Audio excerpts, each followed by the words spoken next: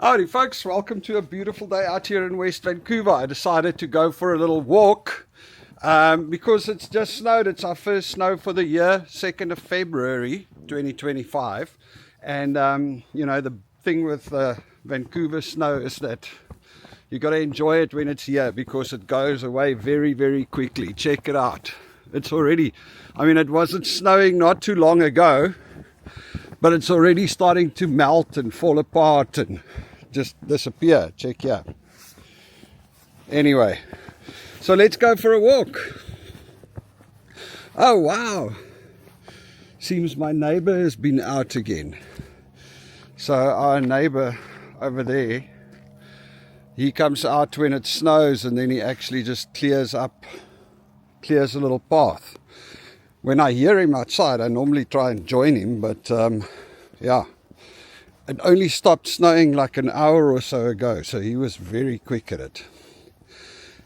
It is just absolutely beautiful though. I love the snow. I know a lot of people that grew up in Canada or grew up in snowy places, they don't necessarily feel the same way about it. I've heard enough Canadians say they don't like the snow. Me, on the other hand, I enjoy it. Coming from South Africa, we didn't have a lot of snow, so it's still very pretty in my opinion. The thing is, here in Canada, snow doesn't last very long. It's like literally, by tomorrow morning, there's probably none of the snow left here by us. Because as soon as it starts raining, it melts. And here in Vancouver, not Canada, in Vancouver. Here in Vancouver, we've got, it's not that cold. Okay, so ours is the only road that's been cleaned. My neighbor has been very proactive. Checking it up there. They haven't even scraped the roads because it's Sunday, I suppose. They didn't even bother yet with the scraping. I don't know if it's going to snow again tonight. They've actually promised snow a couple of times so far this year, but this is the first time it's actually happened. But it is stunning. Check it out. And it's not freezing cold, I'll be honest. It's not warm, but it's not freezing cold. I need to be careful because it is slippery on the steep hill. You can fall on your ass in the snow. Pity my kids are not small anymore. Can you imagine how lekker they would have loved little sleds down this hill? Well, that's probably not ideal to do it in the road, right? There's been a few cars through. Angelique's just hoping it snows again tonight so they can make it a snow day tomorrow. It is pretty. Anyway, so yeah, this is Canada. Some of the cars do struggle coming up this hill. I've seen more than one vehicle. I don't know if that guy's got a problem, but I've seen more than one vehicle, especially if you're not all-wheel drive or four-wheel drive. It's virtually, it's not easy to come up a steep hill like this. If you don't have the right tires and you don't have the right equipment, then you stay where you are. I've seen more than one vehicle up this road trying to come up this hill and not making it. Lots of people don't actually drive when it's snowy. We've got friends that are like, we're not even going out there. And then of course when you have your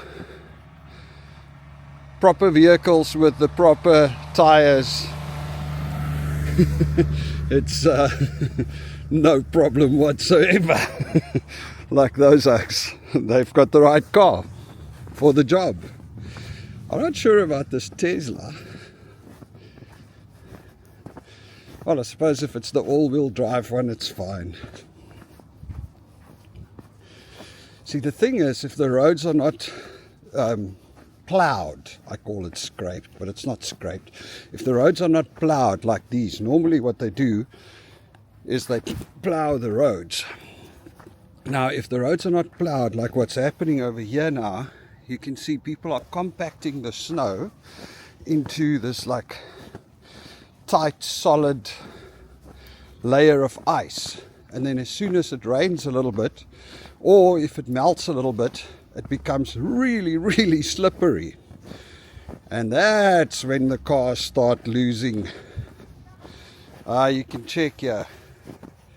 See, somebody, they tried to come up here and they obviously couldn't make it. Not four-wheel drive, front-wheel drive. Yep. So you don't go up the hill if you don't have the right vehicle.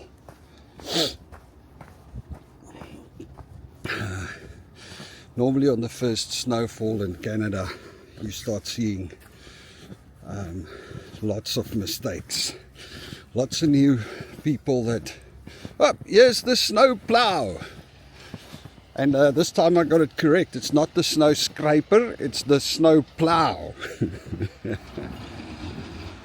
Check it out. There we go. Clearing the roads. I wonder why they didn't actually own it's chucking salt behind. See? It's also spreading salt because the salt lets the snow melt. I wonder why they haven't come through earlier. Interesting. Anyway, yeah, so what I was saying is oftentimes after the first snowfall and the first ice of the year, that's when all the new immigrants that didn't get their winter tires and they don't know how to drive in the snow, that's when all of those little mistakes start happening. It's normally quite a crap show.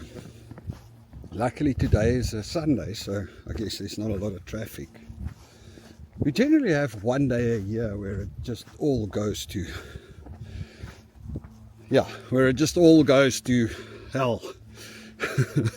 People take like 12 hours to get home because they're stuck behind accidents and cars on bridges, and you know, when there's a big snowstorm on a working day, that's when things go wrong. Anyway, for the rest, like I said, still love Canada. It is beautiful. Okay, I wonder if I should walk through the forest here. That'll be nice. Well, I have to put my cap on because lots of snow falling out of the trees.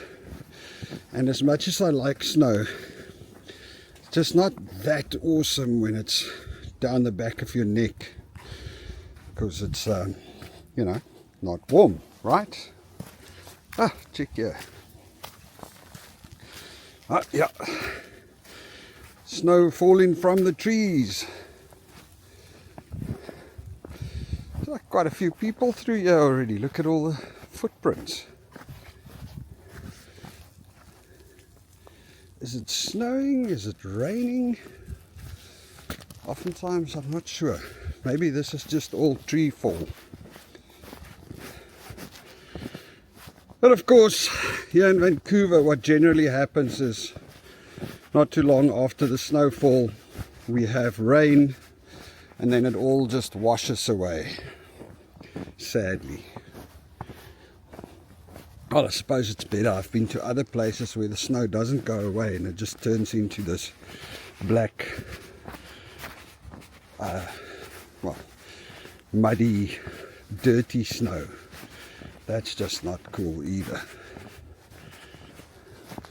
People have brought their dogs for a walk.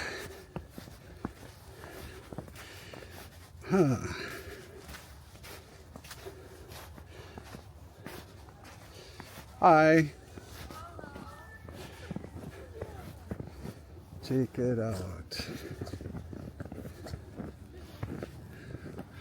Look at the view from up here.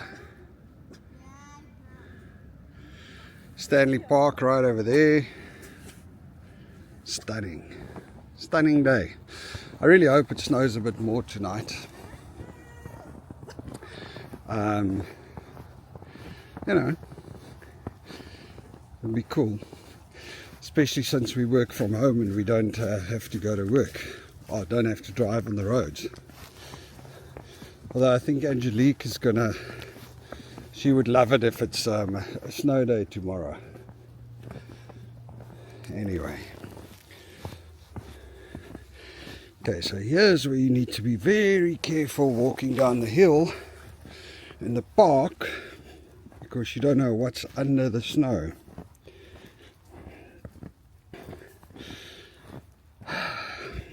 Canada is awesome. You know, like everything else, it's got issues and there are concerns. I mean, right now we're dealing with the whole tariffs, and politically it's a bit of a crap show. But it's in the right direction. It's starting to get right, you know. So for the politics, I mean, our government is shut down, prorogued by the Liberal Party, by Justin Trudeau, because what happened was everybody dislikes him and his policies so much. And I think like 70 or 80% of the country, of the people in Canada, you know, is tired of Justin Trudeau. So he quit the Liberal Party to make space for new leaders, and they were going to call a new election. Polyev and you know, the opposition parties said they were going to put in a vote of no confidence and get a new election going so the people can elect somebody that they actually want. And then the Liberal Party went and prorogued government. So basically what that means is they shut government down and no decisions can be made. And they did it specifically so that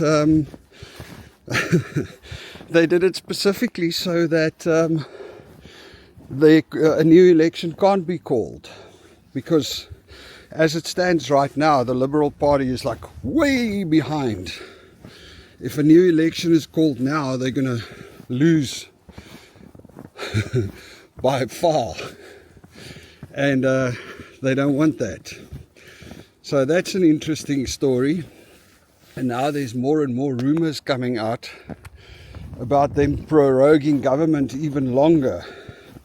So as it stands now, government is shut down, I think, till the 8th of March. So by March only it will open again, and all of the opposition parties have said that as soon as government opens, they will put in a vote of no confidence, and then it will force an election. But now rumors are starting to come out that says the Liberal government isn't going to do that. They're going to have a new leader selected, and then there are some silly little rules that they can use with the Trump tariffs now, the US tariffs, that they can use to say that it's a national emergency or something like that. And then they could basically shut down the government till next year and keep themselves in power and not go to an election. So that's going to be interesting. I can't see how most people in Canada are going to be happy with that, because they've kind of lost most of their support right now, to be honest. And I think people are not going to be happy with that. But hey, we are where we are, and they have a bunch of powers that at this stage, I guess, you can definitely say they are, I tend to say, abusing. I mean, if all the polls say that more than 70% of the people in the country want a new election, you've got to start wondering why they don't call an election and give in to the will of the people. Because at the end of the day, isn't that what a government is supposed to do? Represent the will of the majority of the people, not cling to power for dear life if everybody else wants you out. But hey, so that's the one issue we're dealing with as far as politics go. The other one is obviously the tariffs, the 25% tariffs implemented by Donald Trump, which is going to be interesting. Although I got to tell you, I listen to all of the media and everything and how they talk about tariffs, and the one thing I haven't actually heard is anybody doing a very nice and clear explanation of how it will work. You know, there's lots of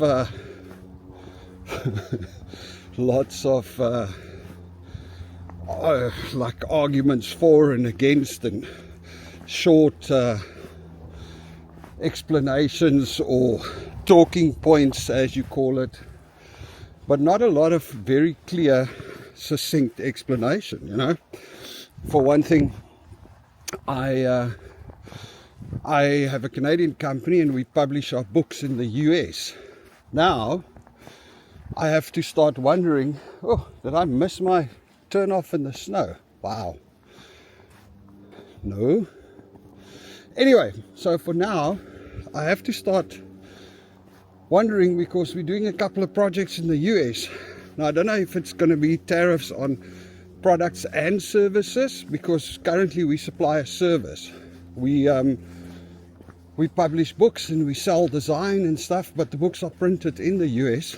So technically, I don't think it's part of the, I don't think it falls under the tariffs.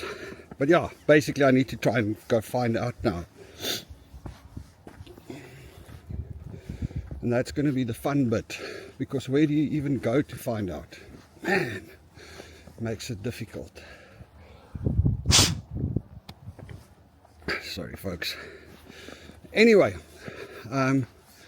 yeah, so we're going to need to try and figure that out very soon, I guess. But anyway, so tariffs. Let's go back to tariffs. One thing I do know, I mean, how does tariffs work? So the US is going to put a tariff on everything that comes from Canada. So if I print the book over here and I sell it to a guy in the US for $100, and he oh yeah, sorry, no, it's not up here. I messed up. I still have to walk further down this road. Alright, well, we'll do it again. Anyway, so if I sell a book printed in Canada to somebody in the US for $100, it's not like I'm going to pay the tariffs. I'm still going to sell the book to him for $100. What has to happen is when the book goes over the border, when he imports the book, they're going to put the 25% tariff on, and then the book is going to cost the US guy $125. So basically, I can still charge exactly the same. The price is just going to go up for the person on that side, which is going to mean one of two things.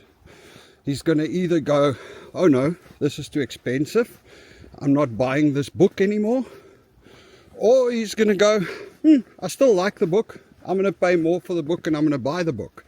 So in other words, the price is just going to go up for the guy in the US, not on my side. Now, obviously the thing that most people are worried about is, okay, the guy in the US is going to say, well, I don't need this book, I'm going to go find a book in Mexico, or, well, Mexico also has tariffs, I'm going to go find a book in, I don't know, somewhere else that doesn't have tariffs, and I'm going to buy it there. Or I'm going to buy a book in the US, because in the US I can buy the same book now for $110 and not $125. So I guess that's the big thing that everybody's concerned about. And I suppose it's a viable concern, but that's not going to happen immediately, right? I mean, if I supply lumber to the US and suddenly on Tuesday the new tariffs kick in, it's not like everybody's going to stop buying lumber tomorrow, right? So, interesting. Hey, how's it going? You guys doing clearing? Yeah. Nice. Anyway, so yeah, I mean, I'm going to have to pay a little bit more for the lumber for a while. And if I'm a US company buying this lumber at the higher price, I'm obviously going to just pass the costs on to my suppliers. So they are 100% right that the prices of stuff is going to go up in the US. That's why I'm not so sure about this whole counter tariffs that the Canadian government now wants to implement.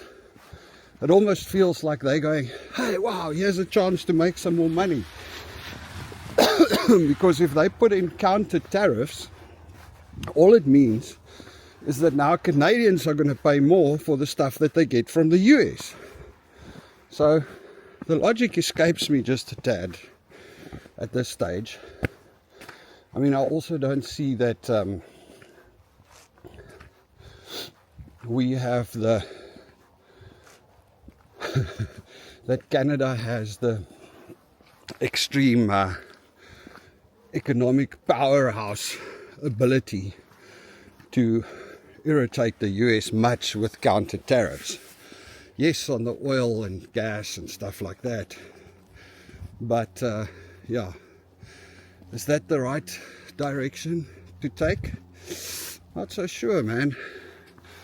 Anyway, so now the Trudeau government has said that they're going to, the currently highly unpopular Trudeau government has said that they're going to implement counter tariffs.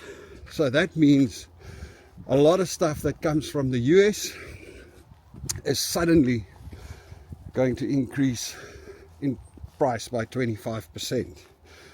So that, my dear friends, is not ideal. Ah, look at this. Winter wonderland. Alright, sorry, I need to stop a little bit. Walking up this hill and talking is quite hectic. Check it out. Man, beautiful.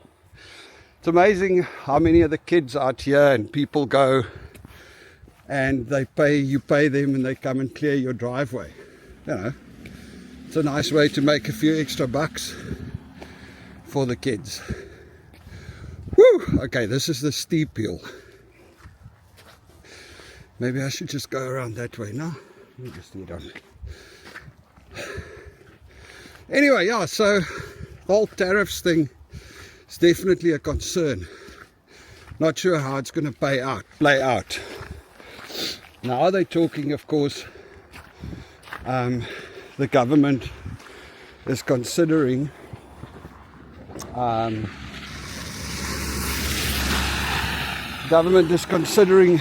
printing more money and giving people money to counteract the tariffs. And I'm like, I don't know, man. How does that even make sense? Because if you print more money, we're already in a huge deficit. You print more money, inflation is just going to get worse. So you're going to charge the Americans to bring their products into our country, which means you as the government is going to make a lot more money. And then you are going to make a lot more money. And then you're going to print money and give it to us. Why not just leave it? Apparently I'm not smart enough. But yeah, sometimes the logic of what they do here escapes me. But it is what it is. It's going to be an interesting few months coming up. Look, I mean, all things considered, I guess the bottom line is with the US and America, or the US and Canada so close to each other, this is not an argument that can last for too long. There's no way we can afford to be enemies or even frenemies. So basically we're just going to have to work it out. And yeah, I know, I'm sure I'm going to get a lot of comments on this video, people saying that it's all Trump. But then again, I also understand some of the points that he has, or where he comes from. You know, things are a lot more complex than we would think. But anyway, technically I'm not allowed to talk politics on this channel. My wife will give me trouble if I do. So let's just talk about the amazing stuff. Like that view, check it out. Hey, it is so stunning. I do love snow. As long as I don't have to shovel too much of it. Oh, look at this. Alright. Here we've got the steep hill, not plowed yet. My Canadian followers must be proud. Oh, there we go. It's plowed up to there. Must be proud of the fact that I'm not calling it scraping anymore. Like we scrape the roads in South Africa. Here in Canada, we plow the ice. Okay. And the sun is breaking through again. Oh, look at that. Nice little sunshine. Whew. It's this whole layers thing, I must say. Because I've got this giant jacket on so that I don't freeze. But now I'm walking up this hill, so I'm sweating like a pig inside this jacket. It's just crazy. It's just crazy. But we're almost there. Need to get my hill walking stamina up. And what better way to do it than to walk in this beautiful snowy day. So we actually, Belinda got a treadmill, an old treadmill on Facebook Marketplace for free. It's like an old treadmill, but it still works really well. So now we've started, because I mean I'm not doing too bad, I can run, but climbing hills and stuff is still hard. I blow when I go uphill. So now we've got the treadmill set on 15 degrees incline, and every day I walk for 35 to 45 minutes on this treadmill, basically at an incline at 3 kilometers an hour, to start building up my hill climbing stamina. I'm not so sure it works actually. Well, I suppose I've only been doing it for like a couple of weeks. But it's better than sitting on my ass and watching TV. So now I'm standing on the treadmill and watching TV. Still watching TV. It's amazing how addictive this crap is, whether it's Netflix or YouTube or whatever. Always something to watch. But at least now I'm doing it while I'm walking up a 15-degree angle hill. Ouch. Snow out of the trees falling on me. It was a pretty solid snowfall last night. I mean, what's it? Probably about 7 inches, I guess. So not bad. Oh, look how beautiful that looks. Check out the little tree there. I hope you can see it. You've got the sun reflecting through the water droplets and the snow. That's just beautiful, man. Oh, the plow is running through, clearing up the roads. Well, at the rate it's melting already, I don't know. They're just wasting time actually. Whew! Alright, here we are. Almost back home. Now just up this hill, and then we're there. Still dark clouds there over the city. Well, we got our sunshine coming through. It's so beautiful. I've been listening to the Tony Robbins Summit, and apart from the part where they're trying to sell you on all kinds of courses for lots of money, I gotta tell you, he's got a few things right. You know, it's a lot about how you react to things and how you see things, much more so than what actually happens. You know, what's the Stoic saying? It's not what happens to you, it's how you react to it. And that is just so true. Whew, okay, slippery. Anyway, that's just so true. And another point, you know, we tend to, as a society, well, I don't know if it's only nowadays or if we've always been like that, but we tend to have this attitude of an excuse, you know.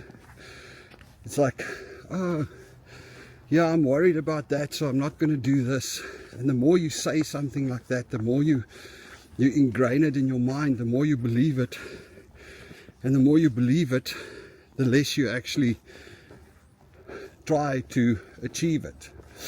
He was talking about procrastinator, and he was saying that, there goes the plow again.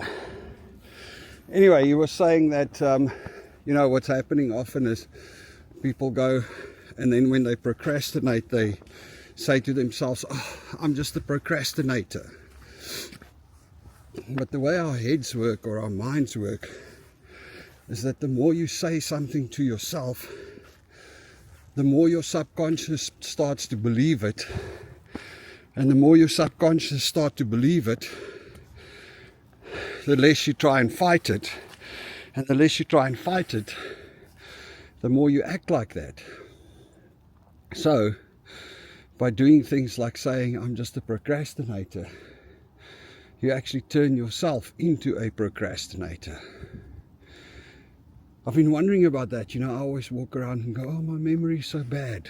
And basically, according to what he says, is by me walking around and making the excuse, oh, my memory is so bad, I don't remember things. I say that to other people, but it goes into my own mind as well. And then I don't even try to remember things anymore. So if I meet somebody, I'm like, oh, I'm probably never going to remember his name. So I'm not even going to try to remember it.